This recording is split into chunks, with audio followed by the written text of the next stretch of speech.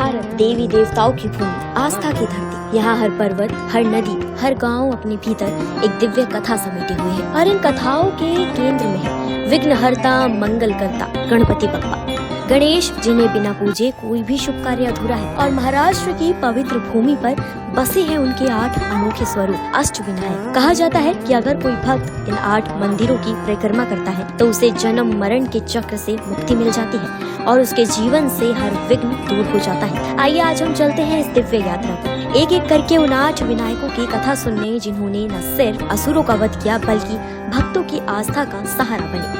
पहला विनायक मोरेश्वर यानी कि मोरेगांव। हमारी यात्रा की शुरुआत होती है पुणे जिले के मोरेगांव से। यही है मोरेश्वर गणपति। पौराणिक कथा कहती है बहुत समय पहले एक असुर था, सिंघूरासुर। वो भगवान सूर्य और चंद्रमा का पुत्र था और उसने तपस्या कर वरदान पाया था कि कोई भी देवता उसे परास्त नहीं कर सकेगा। वरदान पाकर वो अत्याचारी हो गया और देवताओं को हराने लगा। तब माँ पार्वती ने अपने तेज से गणेश को प्रकट किया। हाथी का मुख और बालक का शरीर लिए गणेश ने सिंघूरासुर का वध किया और यही विराजमान हुए मोरेश्वर के। मोरेश्वर का ये स्वरूप हमें सिखाता है कि जब भी अहंकार और अन्याय बढ़ेगा, गणपति उसका अंत अवश्य करेंगे। दूसरा विनायक सिद्धि विनायक यानी कि सिद्धि। मोरेगांव से आगे भीमा नदी के तट पर है सिद्धि विनायक। कथा है जब मधु कैटभ नाम के 2 दैत्य ब्रह्मा को सताने लगे, तब भगवान विष्णु युद्ध करने गए, परंतु उन्हें बार बार पराजय मिली। तब नारद मुनि ने बताया, हे विष्णु, गणेश का पूजन किए बिना विजय असंभव है। भगवान विष्णु ने इस स्थल पर गणेश की आराधना की और तब जाकर उन्हें विजय प्राप्त हुई। यही गणेश ने सिद्धि विनायक रूप धारण किया। सिद्धि विनायक यानी वो जो हर कार्य को सिद्ध करता है, असंभव को संभव बना देता है। तीसरा विनायक बल्लाईश्वर यानी कि पाली। अगला पड़ाव है पाली गाँव का प्रसिद्ध बल्लाईश्वर गणपति। कथा है यहाँ एक बालक था, नाम बलाई।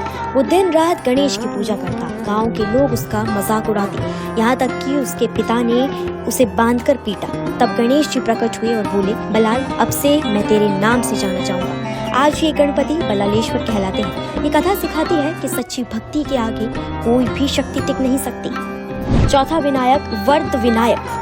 महाड़ के वर्त विनायक है वर देने वाले गणपति। कथा है राजा रुकमांगद यहाँ आए और गणेश की कठोर तपस्या की। गणेश प्रसन्न हुए और उन्हें वरदान दिया कि उनके राज्य में कभी संकट न आए। यही कारण है कि भक्त आज भी यहाँ आकर अपनी मनोकामना पूरी होने का विश्वास रखते हैं। पांचवा विनायक चिंतामणि।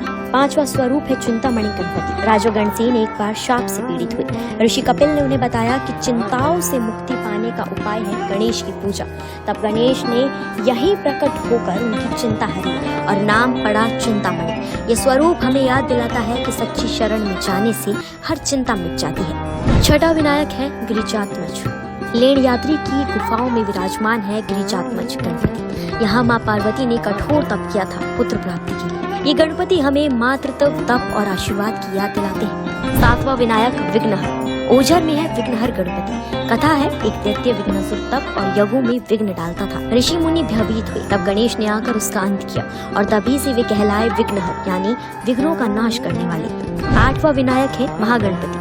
अष्टविनायक की यात्रा का अंतिम पड़ाव है रणझंगाव के महागणपति। कथा कहती है जब त्रिपुरासुर नामक राक्षस ने 3 लोकों में हाहाकार मचा दिया, तब भगवान शिव युद्ध को तैयार हुए, परंतु उससे पहले उन्होंने गणेश की पूजा की, तभी उन्हें विजय प्राप्त हुई। यही गणपति महागणपति रूप में स्थापित हुई।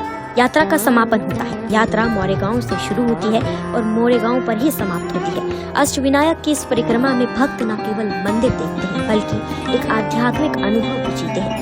हर स्वरूप विजय, सिद्धि, भक्ति, वरदान, चिंता हरण, मातृत्व, विघ्न नाश और महाशक्ति जीवन का एक पाठ सिखाता है।